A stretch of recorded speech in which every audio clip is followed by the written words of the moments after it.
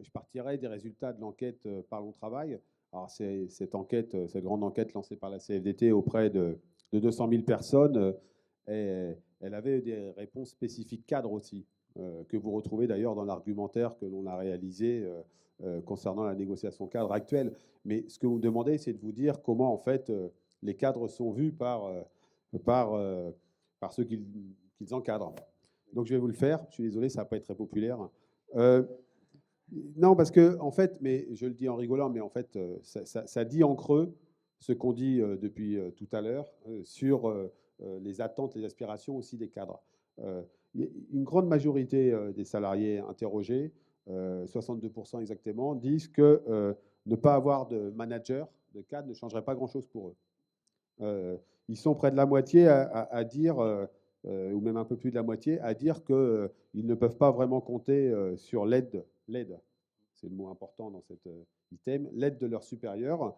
Et ils sont 74% à dire qu'ils voudraient plus d'autonomie par rapport, plutôt plus d'autonomie que plus d'encadrement. Et en fait, ça dit quoi? Ça dit en creux ce que sont les aspirations des cadres aussi, pas davantage, à moins encadrer et davantage aider à la coopération, à la transversalité, à l'accompagnement des salariés.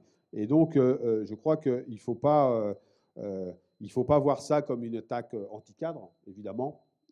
Il faut davantage corréler ça à un autre élément de l'enquête qui dit que 72% des salariés aspirent à avoir davantage de poids sur les décisions qui les concernent et à avoir davantage de prise sur la stratégie mise en œuvre dans leur travail et dans l'entreprise.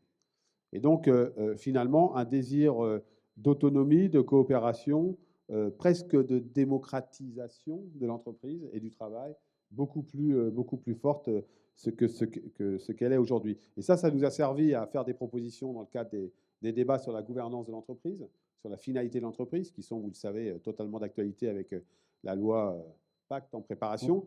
Mais ça nous aide aussi à dire que les processus managériaux doivent être revus en profondeur, qu'il y a une profonde aspiration et des cadres, je crois que c'est dit depuis tout à l'heure dans cette salle, mais aussi des salariés dans leur ensemble. Et c'est ça qui me semble important à relever.